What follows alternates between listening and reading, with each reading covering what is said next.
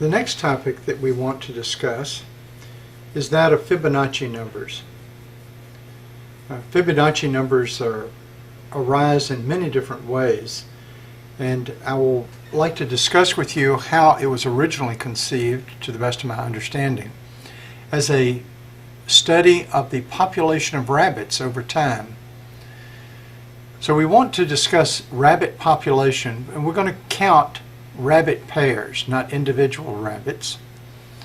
So number one, we count pairs of rabbits.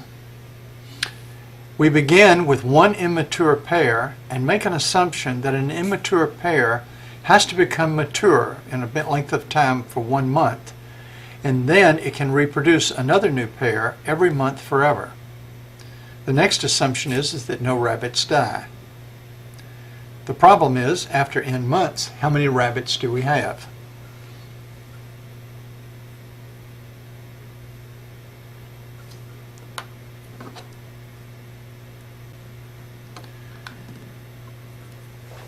Well, we're going to approach this in a different way.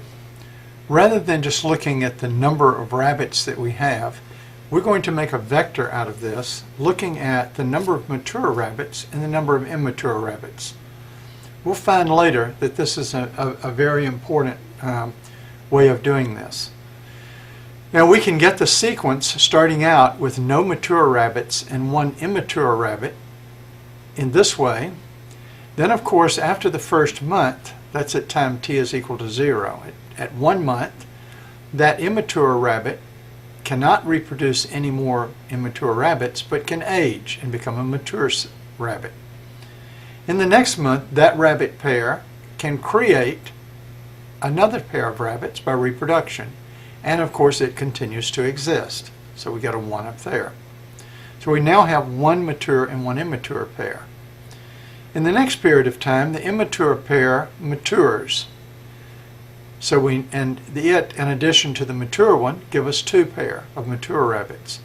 The mature pair reproduces 1 down here, new immature pair that's just born. Now these two add together again to give a 3 up here. These two reproduce 2 pairs of rabbits down here, and likewise this series continues.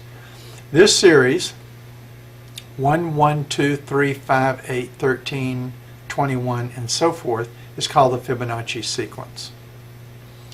One notices that it has the property that any number is the sum of the 2 numbers before it. So number at t plus 2 is the number at t plus 1, it should be a t there, at t plus 1, and the number at t. Likewise, you can see that here that 5 plus 3 is 8, 8 plus 5 is 13, and so forth. Now this sequence appears extensively in nature and in living things, flowers, shells, trees, and many other places. And for several hundred years, at least 200 years, people have wondered what is the nature and origin of this occurrence of these numbers. Some kind of genetic code? Is it an environmental issue? Is it something that has to do with an innate property of growth or reproduction? Is it some optimal way for systems to behave? Is it an optimal organizational structure in some sense? And so it's been a really fascinating problem. And before I go on, I probably should say a little bit about Fibonacci himself in this general introduction. The man, Fibonacci, lived in the early part of the 1200s and was the son of a rather wealthy Italian merchant who traveled extensively through the Middle East from Italy over toward China, through India, and in his travels exchanging, buying and selling different items. His son went with him, and at that time Italy and Europe in general still used the number system with the Roman numerals. Also, algebra was unknown. Both algebra and the Arabic numbering system, as I understand it, he discovered in other cultures from the Middle East through Persia, through all the way over to India, getting different parts of these from different places. The exact history of what he got from which place in terms of algebra and the manipulations and the Arabic numbering system is not totally clear, nor have I researched it. But when he returned to Italy with this knowledge, it was absolutely stunning to everyone around him, because it is very difficult to add, subtract, multiply, and divide with Roman numerals. And therefore, by using the Arabic numbering system, he was able to do phenomenal feats of arithmetic. Then, having the power of algebra also, he could set up simple problems algebraically and solve them and do things that no one else could do. In fact, he was even asked to a king's house, palace, to demonstrate his capabilities because they were so extensive. One of the things, of course, that he did in looking at different types of problems was look at something very important at that time, namely reproduction. And I think that's how probably his inquiry into this simple problem of how you can get rabbits to reproduce may have been instrumental to his work and fit right in with it.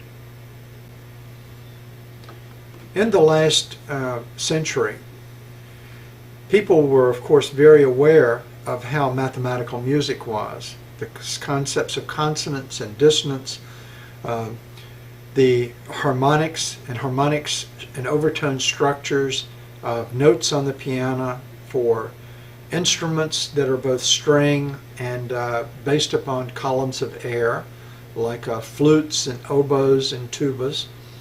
And that entire theory allowed people to have some mathematical understanding of the concepts of consonance and thus beauty and order in music. It was desired that one could try to find the same type of organizational mathematical theory in images. Leonardo da Vinci was among the first who found Fibonacci type ratios that we'll discuss in the human face and in proportions with the human. In the 19th century, people began to try to figure out a whole theory of aesthetics or beauty based upon, among other things, the mathematical theory associated with Fibonacci numbers. Fibonacci numbers are seen in sunflowers, in trees, the number of limbs, and when they come out and how things grow, and in fact very extensively in biological systems, whether those are shells or flowers or trees or whatever. And it turns out that the Fibonacci ratio, which is, we will find, is the limiting ratio as the sequence approaches infinity of two adjacent Fibonacci numbers, is a number that many people consider to be almost on the same par with E and pi, as perhaps the third most important transcendental number. We will be able to solve for that number and see exactly what it is, but it's still perplexing why that ratio is so extremely important. That ratio is 1.618 and so forth. It's a real number that cannot be expressed as irrational.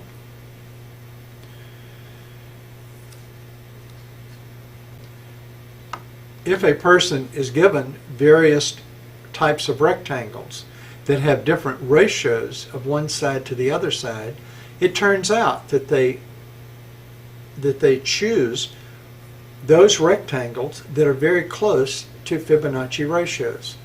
A perfect example of that is an index card that's 3 by 5, and one notices there that 3 and 5 are two Fibonacci numbers.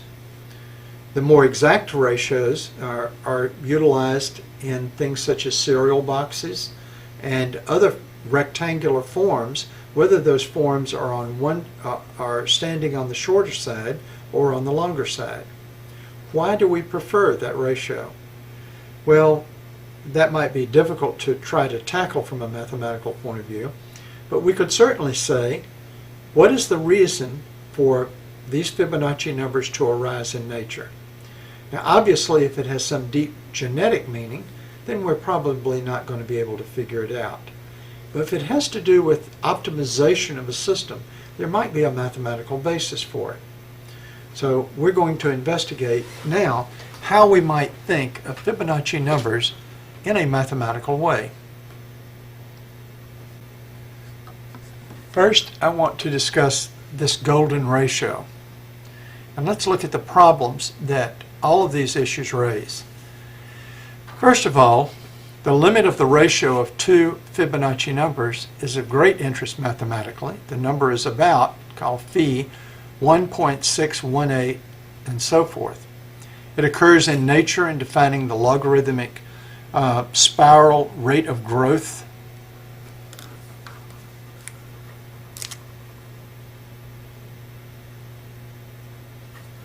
of shells, and in ratios within the various types of living things. And as I mentioned already, it's very aesthetically pleasing. Now that ratio can be defined several ways, but it has the actual value that's given by 1/2 the square root of 5 plus 1. It also, if we look at a rectangle of sides A and B, with the definition that A is to B as B is to the whole, or A plus B, then that will define the ratio of A to B. Likewise, if we define something that is the reciprocal of itself minus 1, then in fact we find that that ratio is also defining. It's a strange number because 1 minus, if we subtract 1 from the number, we get exactly the decimal sequence. That's infinite. You can set this up as a second order equation and be able to derive the fact that phi is 1/2 the square root of 5 plus 1, and that's a simple second problem in second grade algebra and well known. Here are the problems that are not known and not solved to the best of my knowledge that we will be looking at. Number 1, why is phi, or phi minus 1, and the sequence 1, 1, 2, 3, 5, the Fibonacci sequence, important in nature? Why does it arise? Are there other related sequences and ratios?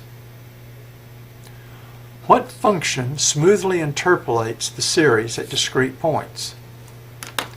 And by discrete points, I mean f of t is equal to the Fibonacci, f of lambda is equal to the Fibonacci sequence at discrete points. Lambda is equal to 0, 1, 2, 3, 4, and so forth. Kind of like we're thinking here how the gamma function interpolates the discrete values of the factorial. Finally, what transformation generates this function, and what differential equations does it obey and why? Then, of course, the most important question of all, does this have any fundamental meaning? And we will discover that it may. One might have guessed this next title. We're going to look at the connection of Fibonacci numbers to Markov processes, or transformations. And we have generated the Fibonacci sequence in the form of mature and immature rabbits as a vector. Now, that vector representation will be critical for our development as opposed to looking at the sequence alone, where we would have not gotten the information that we needed.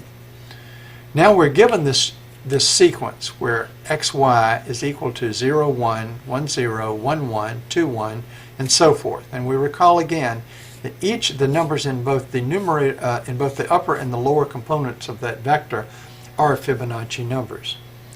Once we see it that way, we can ask the question, what is the rule that takes us from as a transformation from one time t to the next time t plus 1?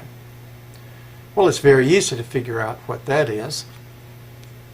As these are the mature rabbits in the future, by one step, is the sum of the mature and immature rabbits before. So R must be 1, 1 to take the sum of both X and Y. And what do we find for the new Y? Well, the new Y is what the X was previously, because each X will give us exactly one new Y. Therefore, it follows that Y at a new time is the X at an older time, which gives us this matrix here. Therefore, this matrix R is the matrix that takes us forward each instant of time and is discrete. And the first thing that one might think is, if we're going to have a function, and that function continuously evolves from some initial vector or function or pair of functions, then does it accomplish this in a linear way? And if it does, then it must be a member of the general linear group in 2 dimensions.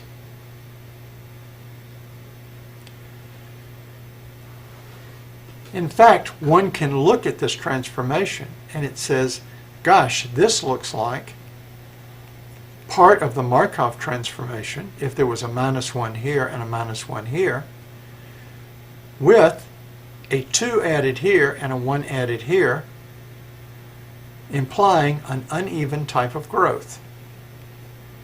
Well, there's no way we can really do this, because in general, if we try to look at defining what the infinitesimal transformation is, we have to be able to get close to the identity.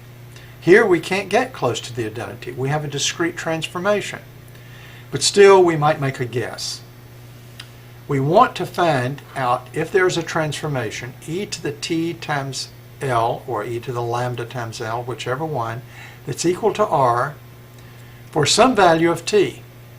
Now, if that's true, if there's a t and an L that will satisfy this equation, then obviously when t becomes 2t, 3t, and so forth, we will get r squared, r cubed, and so forth, which will in fact exactly generate the sequence of vectors. And we can reproduce that Fibonacci sequence. The problem is to find that transformation. Although we can't let t become infinitesimal, we could just take a guess and say, what if r were equal to 1 plus epsilon times L, and try to make a guess at what L might be. So let's subtract the matrix 1, 1 along the diagonal, and therefore take r minus 1, 1, here's r minus 1, 1, to try with an L that looks like it's in this form here. And let's see what that generates. Obviously, I wouldn't be discussing this if it didn't generate something of interest.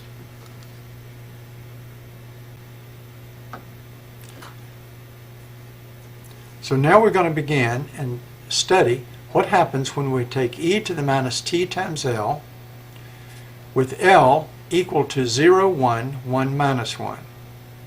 The reason that I put a minus t here will become apparent a little bit later.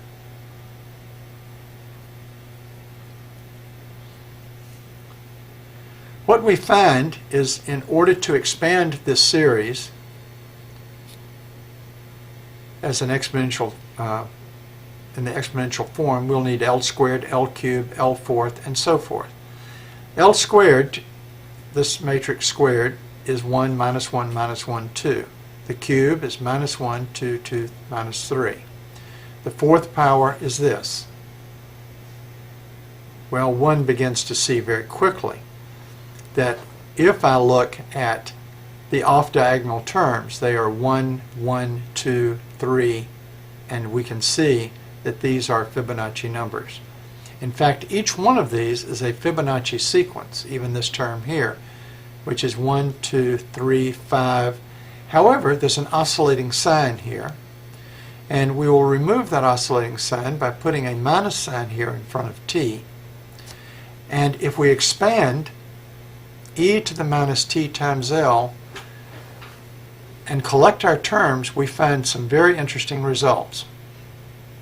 E to the minus t times L, where L is given by this matrix, gives us gives us a matrix that consists of four infinite series. Obviously, because of the symmetry, this term here is equal to this term here, but the other two are not the same. In fact, there are three different infinite series here. This one, and this one. This one is 1 plus 0 times t plus 1 times t squared over 2 factorial plus 1 times t cubed over 3 factorial, 2 times t to the 4th, 3 times t to the 5th. Now that's kind of incredible, because we see here that this is an exponential expansion multiplied by numbers which are Fibonacci numbers. And if we do continue to higher order, that remains to be true also. Here also, you notice we've got a minus sign in front of both of these series, so all terms turn out to be negative. We got a 1t plus 1 times t squared over 2 factorial, 2t cubed over 3 factorial, 3 times t to the 4th over 4 factorial. The next would be 5 times t to the 5th over 5 factorial, and so forth. Finally, this series down here is even different still. It's 1 plus 1 times t plus 2 times t squared over 2 factorial, 3 times t cubed, 5 times t to the 4th, and so forth. The incredible thing to realize is that if we define this as a function f, then we can see that this function here is the derivative of that function with respect to t. You can see that by inspection of the terms one by one. So going through this series right here and taking the derivative of each term, one instantly gets each of these terms here in this series. Likewise, one is able to show that the derivatives of each of these terms is exactly this series down here, and one can prove that term by term. Consequently, we can write e to the minus t times L as a function, the negative of the derivative of that function, and the second derivative of that function in this form, where the function is equal to this first series, which consists of an exponential expansion multiplied by Fibonacci numbers. I think the paper may not have been high enough here. Here's the function, the negative of the derivative of the function, so this is the derivative, and the second derivative, so that this is the second derivative of this, or the first derivative of this. And so these functions are defined as f prime is df dt, and f double prime is second derivative of f with respect to t squared. And so that's a very interesting result. And so we do have now a function, and that function will give us, along with its derivatives, the components of a matrix, and that exactly what that matrix is going to do, we still have to discover.